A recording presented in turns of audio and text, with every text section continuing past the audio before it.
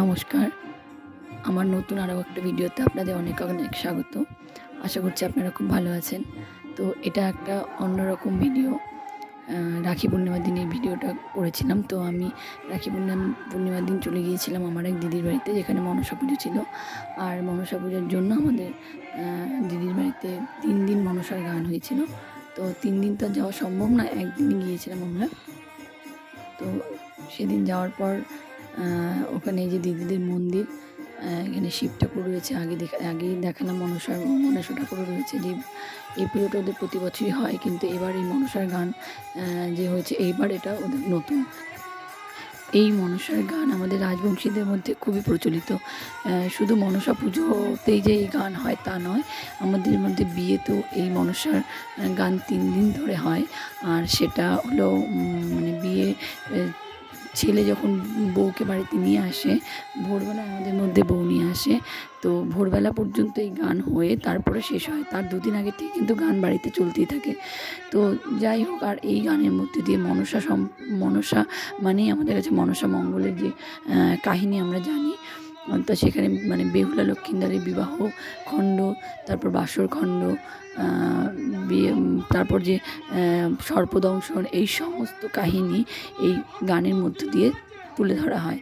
তার এখানে যারা শাড়ি পরে রয়েছেন তারা কিন্তু পুরুষ, তারা মেয়েদের বেশে রয়েছেন এবং তারাই এরকম তাদের সঙ্গে আরও যারা রয়েছেন পুরুষরাও, তারাও একসঙ্গে তাল মিলিয়ে গান করছেন এবং সব কাহিনী এইভাবে গল্প আর কি এইভাবে বর্ণিত করছেন।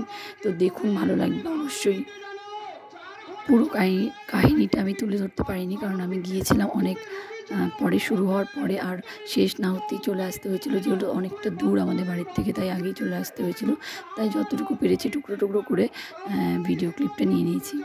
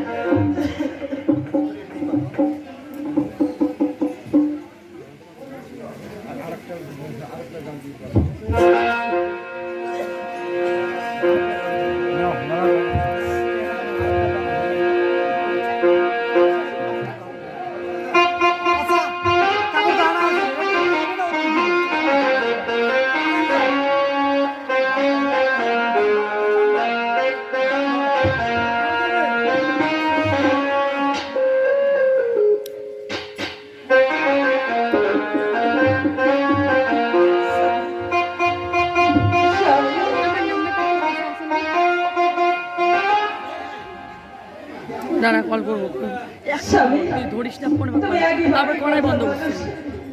আমি কি মানুষটা দেখলে কল ব্যাক করে না।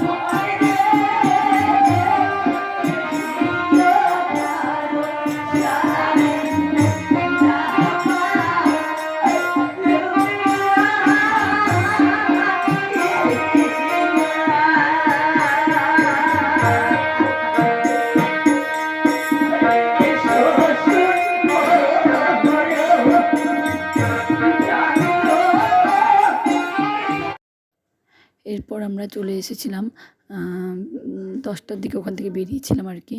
তো রাস্তায় যেতে যেতে এত সুন্দর এই আকাশটা এত সুন্দর লাগছিল দেখতে, চাঁদটা বারবার মেঘে ঢেকে আবছা হয়ে যাচ্ছিল। তো যাই হোক, আজকে ভিডিওটা এখানেই শেষ করছি। দেখা হচ্ছে নেক্সট ভিডিওতে। আপনারা সবাই খুব ভালো থাকবেন, সুস্থ থাকবেন এবং আমাকে সাপোর্ট করে যাবেন।